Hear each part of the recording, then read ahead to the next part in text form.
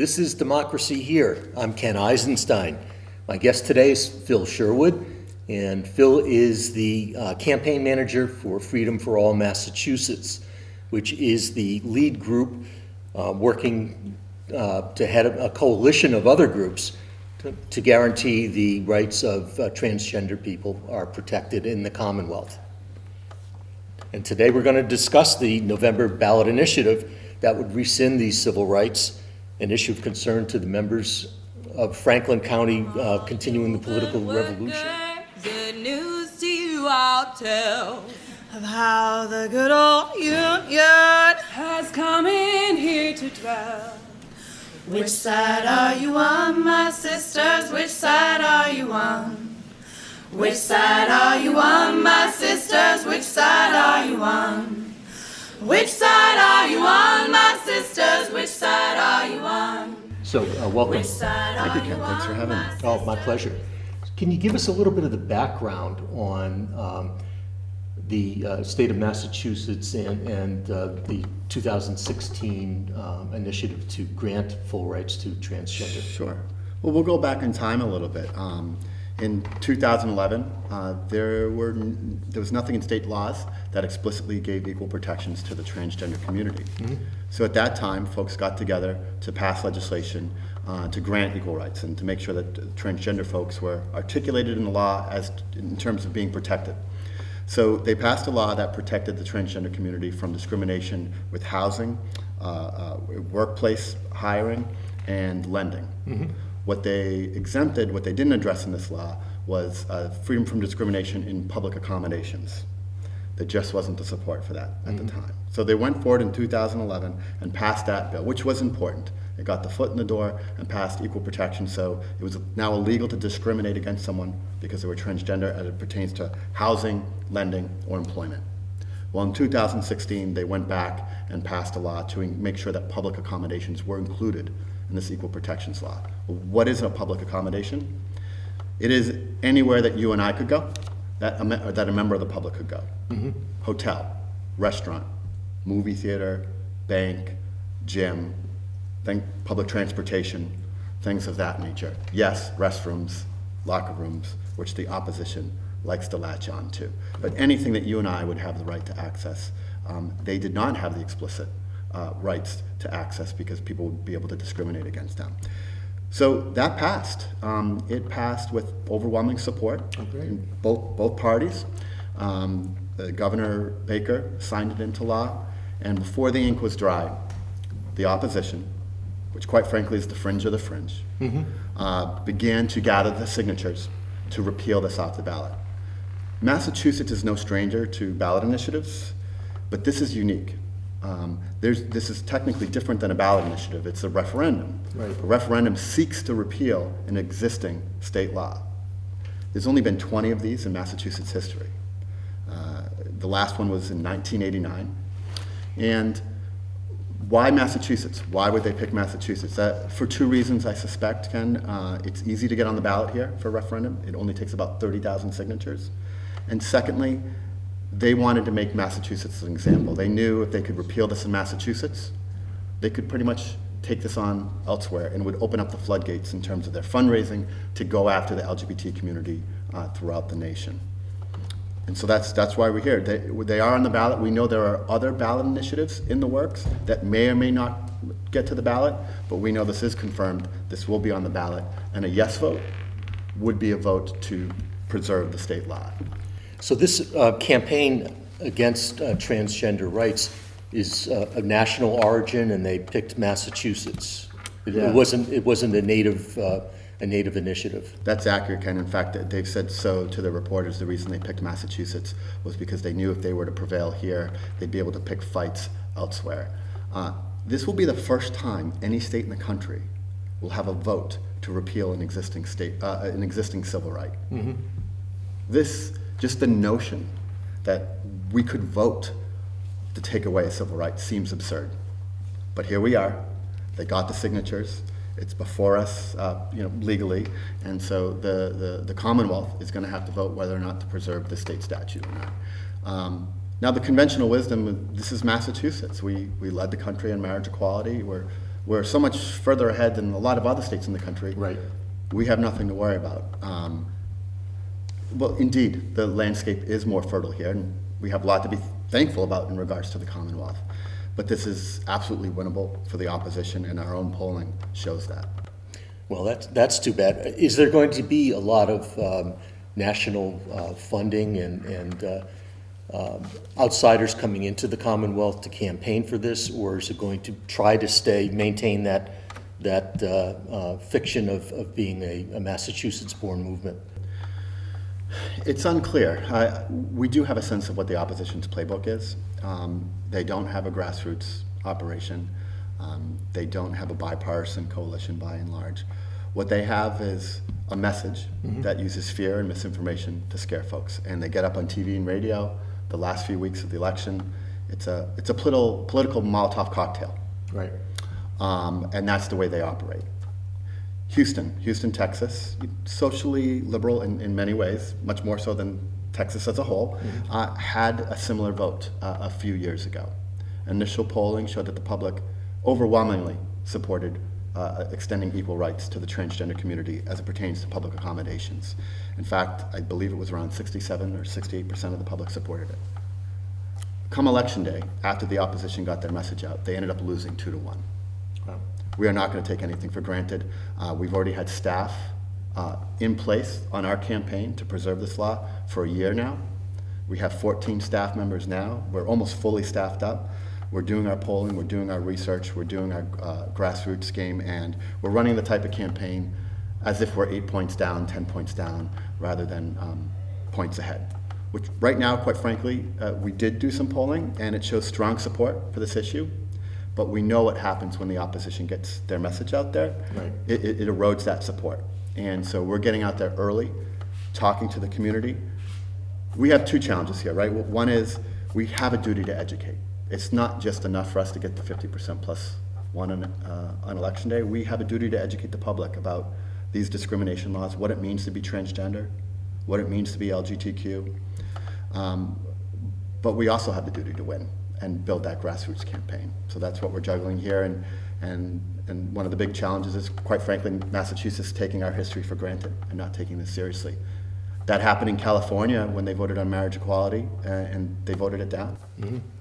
Well, it's an embarrassment and an insult, I think, for it to even be on the ballot here in Massachusetts. So you really do have to, or we really do, have to go out and rack up huge numbers to show them just how wrong they are. And hopefully, we'll lead the way for the rest of the nation and discourage them from doing this elsewhere. Now, I see in going to the Massachusetts website for the group that's heading this up, that big banner, they call it the bathroom bill, and they're not treating it as a civil rights issue. Can you address that in a way? I mean, if people are focused on it being a bathroom bill, are you going to have a problem with this, or you're working to frame it as a larger issue? Yeah, that's no secret. If people view this solely as a bathroom bill, it does a disservice to this issue, and that is the advantage to the opposition. And if I can give you an example of the commercial they ran in Houston that flipped some of the numbers, they wanted to suggest that to be transgender is to be a predator, that you're a criminal if you're transgender, and that somehow giving equal rights for the transgender community to access public accommodations would embolden predators throughout the community to commit violent acts. So they showed a picture of a man walking into a women's restroom and approaching a young girl in a stall for the purpose of committing a crime. Completely inaccurate to what this law does. It's illegal to enter a restroom regardless of your sex for the purpose of committing a crime, for the purpose of harassing, but just the desire to demonize the transgender community and equate it with sexual crimes and predators. It was just intellectually dishonest, but I'd be lying if I said, Ken, it wasn't effective. It was effective. It moved the needle. We all want privacy in a restroom. We all deserve privacy, sure. and we're concerned for safety. And that goes for the transgender community too. They need to be safe in the restroom. And quite frankly, repealing this right would mean that, well, we got a call from a parent a transgender girl, I believe she was about 12 years old, had heard that this law may be getting repealed and didn't understand necessarily if it had been repealed yet. And in the public school, everything is fine. There's other laws that speak to the schools. She's able to use the accommodations with the students, the teachers, the educators, the administration, the students understand there are no issues there. They, however, were going to be going on a field trip to a museum. She was freaked out. She was concerned that if she had to use a restroom, that she wouldn't legally be able to, that she might even get arrested, or that someone would stop her at the door. She was in fear. And one of our campaign folks had to chat with her and let her know, no, it's okay, that the law hasn't been taken away yet. Your rights haven't been taken away yet. Just disheartening to hear stories like that, and that's what we're talking about. Yeah, I noticed, I did go to their website, and even though they're attacking transgender people and building fear of them around the restrooms, they show something like 30 different cases of people, all men, going into restrooms to molest either same sex or opposite sex, but they're all straight heterosexual men, and they're not trans, and they're not even dressed as women. So I don't even understand where they're coming from. There is no problem. They couldn't even find one for their website to put up. Exactly. 18 states have equal protections for the transgender community. 200 municipalities across the country, Boston, Cambridge, have had this for over a decade. There's been no uptick in reported crimes or criminal behavior because of this. And let's be honest about this. Who's more vulnerable, generally speaking? Any law enforcement agency officer will tell you a member of the transgender community is much more likely to be a victim of harassment, bullying, and a violent crime than the other way around. So this is ensuring that those folks are protected. But we all deserve privacy, and they want that too when they're in the restroom. And so when it comes to the privacy concern, sexual violence and prevention, and law enforcement, we have the sexual assault prevention experts on our side as part of the coalition. Oh, that's great. We have law enforcement. All the leaders of the major law enforcement associations and leaders in Boston throughout the state supporting this. Because they understand when it comes to public safety, it's important to preserve this law that protects the community. And a huge number of faith organizations are part of your coalition, I noticed, which is great, especially when you see someone, a religious extremist and renowned homophobe who won almost 30% of the vote at the Republican convention, Scott Lively, running for governor.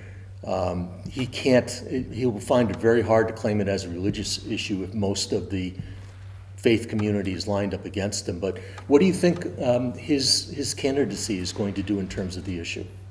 Well, I'll get to his candidacy in a second, but in terms of our coalition, I've done social justice work my whole life. I have never been part of a coalition that was as broad as this. We have 1,000 coalition partners, half of which are leaders of faith. We have Bank of America across the table from the ACLU. We've got SEIU union across the table from an insurance carrier. And they're supporting this campaign financially. They're communicating with their employees on this. And it's incredibly broad. It's very heartening to see the broadness of this coalition. In terms of the candidacy of Scott Lively, this is a bipartisan campaign. This is a bipartisan issue. Both sides of the aisles have challenges on this issue at times. There's no right. So, it's interesting. I'm not sure the effect that Scott Lively will have on this issue.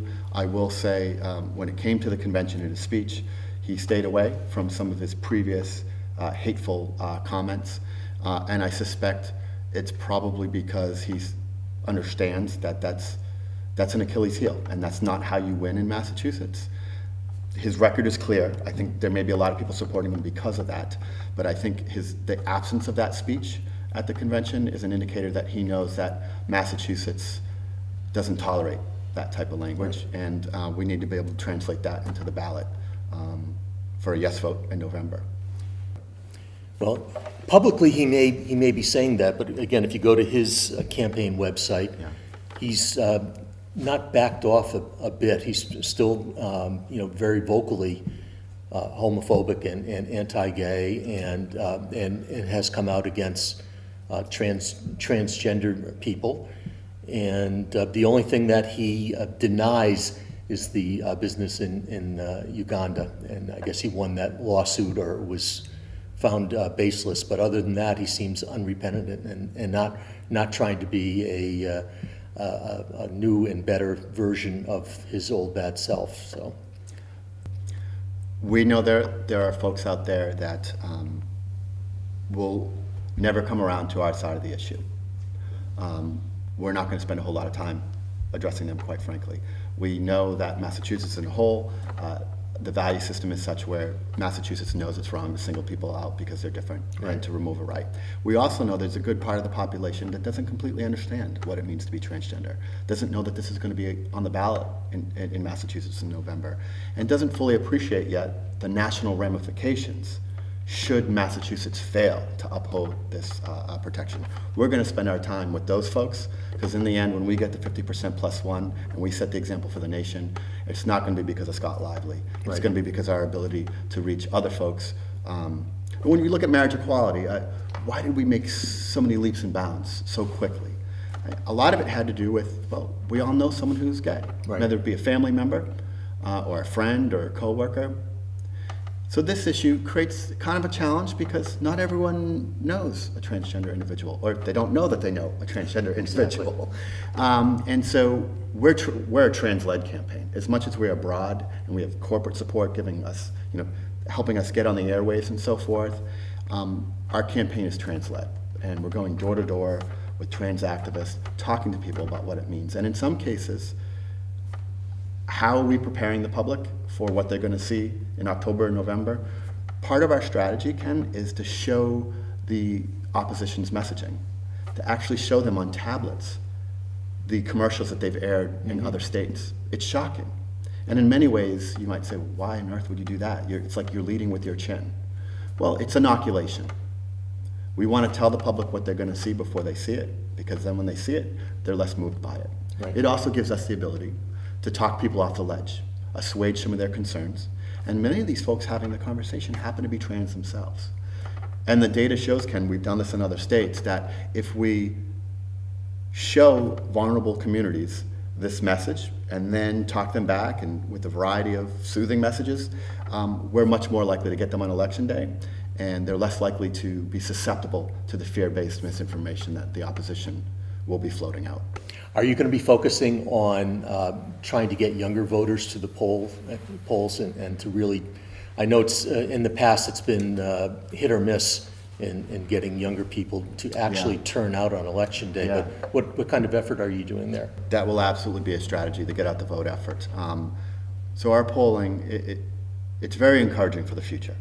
It showed voters, whether you're a Democrat, Independent, or Republican, from ages 18 to 34, support this at the same percentage, support this ballot measure, or upholding the law, at the same percentage as those who say they're part of the LGBTQ community. That's fascinating. Right. The arc of justice is bending in the right direction when it comes to this. Younger folks tend to get it. But we know what happens with midterm elections. When there's no presidential race on the ballot, a lot of these folks stay home. We're going to make a concerted effort to reach out to those folks to make sure that they know it's on the ballot, even if they're not regular presidential year voters. And we suspect that if they know that this is on the ballot, that they're going to care about it. But we know that they get outvoted by the older population in spades when it comes to these midterm elections. Yeah. So we're going to be coordinating with community groups to do this get out the vote effort. It needs to be a statewide effort. We know that some of the urban areas have the highest concentration of young folks, but we'll be ready. Right now we have staff of 14. We're going to have full-time field canvasses. We have volunteer field canvasses now, but we'll have full-time paid field canvasses identifying these folks. And there are a litany of other organizations within communities that will be coming into and folding into the campaign to help out and drive up not only the youth vote, but also the base that support this. FCCPR is one of them. Great, thank you. You mentioned nationally before and what had happened in Houston and other places. Are there any other efforts going on around the country, or is it all focused on Massachusetts at this time? Right now, it's all Massachusetts. There may be a ballot effort in Montana. We won't know if there's going to be anything on the ballot until June, but right now we're the only game in town. Anchorage, Alaska just had a vote on this issue, and this just shows you how important it is that we take this campaign seriously. We know we're going to out-fundraise our opponents, but they do the Molotov cocktail message at the end, which moves the needle. In Anchorage, we out-fundraised the opponent 6-1. We won by 4 points, which is a great win. It's important in Anchorage, but it just goes to show you it's more about, it's not just about resources, it's about getting people in the streets right. and winning the hearts and minds of the people and countering the message. And so we expect that this race will cost between $7 and $10 million to get on the media in Massachusetts and all the different markets to reach the communities. It's incredibly expensive, but that public education work, that inoculation work that we right. spoke about earlier, that's costly, right? To get out there, to knock on all those doors, to have those phone calls. So we've had to staff up and build our capacity much earlier than most campaigns of this nature would do. We're not looking to take anything for granted because we know if they do prevail here, there's a litany of other states that they're just chomping at the bit, and funders will be that much more open to writing a check to them if they know that they picked off a state like Massachusetts. No, and this is a true education campaign, unlike most other political campaigns where people really need to have a context and understand what's going on, as well as understand the impact on individuals. So it's complex. At the same time, it's really not that complex once you explain it, and people are I think will be easily brought up to speed. And I think, quite honestly, the putting the issue of transgender rights aside per se, that most people will not be in favor of taking rights away from anybody. They just don't see the need or the fairness or find any reason to deny anybody their rights. And I think that certainly acts strongly in your favor. Certainly, we have to remind folks that this is an existing protection. It's not a new right we're looking to throw out there. Not that it should matter, but I think it matters in people's heads that if we're going to debate whether or not this is the right thing to do, and the other side saying the sky's going to fall, well, we've already had this in place in 18 other states, right. 200 municipalities across the country. The sky hasn't fallen. It's clearly the right thing to do.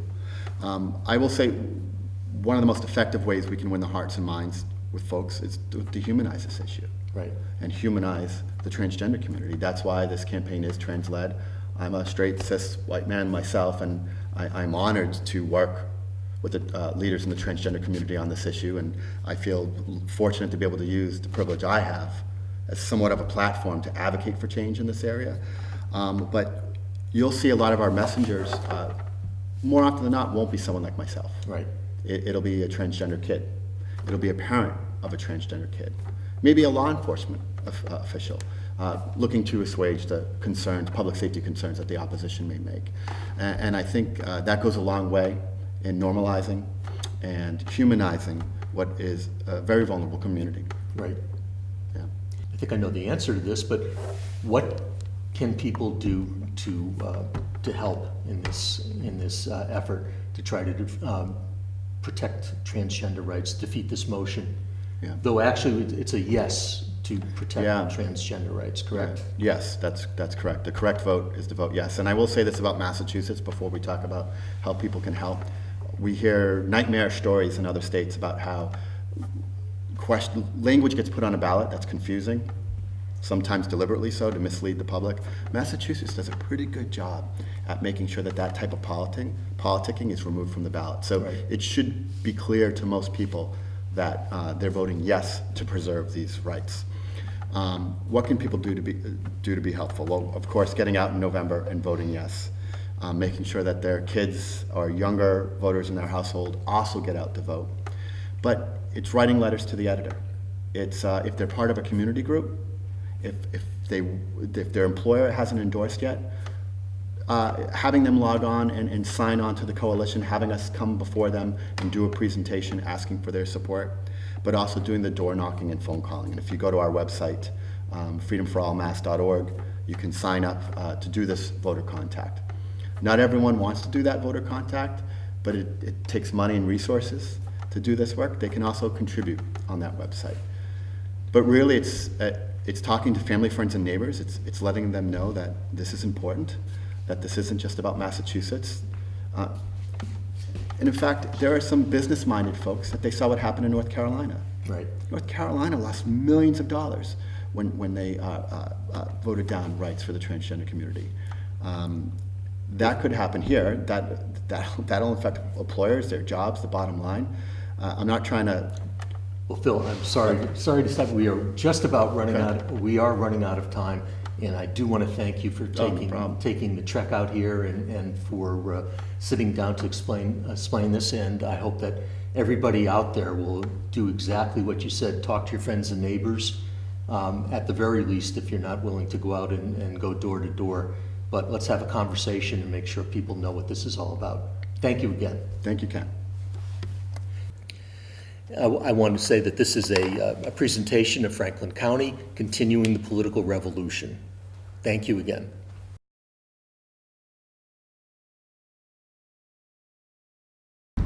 I'm Ken Eisenstein. I'm with the Civil Rights and Social Justice Committee, and I've been thinking that the slogan "We the People" is a complete fallacy because we fund everything but the things that are for people. I've heard before: education, healthcare, justice, you name it. Whatever it is, housing, food, whatever it is that people really need to live is not supported by our government. Instead, the only place where we are number one is the money that we spend on defense, which is now going to be $560 billion in the new budget. The second country, Russia, and they're number two, and they spend $45 billion. And China spends more than that; they're number three. But the result is that it's just total overkill. And whenever you challenge a program, a defense program, the argument is jobs. Well, teaching is a job, nursing is a job, housing is a job. There are a lot of jobs, and these are the ones that seem to get cut. And we have to change the way that people think about this. We're building prisons. I mean, aside from the military budget, we're militarizing the police and giving them war equipment to make war on people here at home. We're increasing ICE and increasing more border guards and building a wall. Much is going into suppressing people at home and suppressing our supposed enemies abroad. And why do we have homeless people? I went to New Zealand and I was commenting to a guide there. I said, geez, where are your homeless people? You know, this is the city I haven't seen a single person. And he looked at me kind of puzzled and said, give them housing. And simple answer, same thing in many places that I go in. They cannot believe that it's an issue here in this wealthy country. That's where our priorities are askew, and we the people have to take back the power and make sure that the money that we pay in taxes goes to helping us all live. The good old Thank you. Union has come in here to dwell. Which side are you on, my sisters? Which side are you on? Which side are you on, my sisters? Which side are you on? Which side are you on, my sisters? Which side are you on? Which side are you on, my sisters? Which side are you on? My mother is a feminist and she taught me to see. Until we all have justice, not one of us is free. Which side are you on, my sisters? Which side are you on? Which side are you on, my sisters? Which side are you on? Title VII don't protect me from the pay inequality. I work for the man each day, but the man don't work for me. Which side are you on, my sisters? Which side are you on? Which side are you on, my sisters? Which side are you on? I don't need those corporations sucking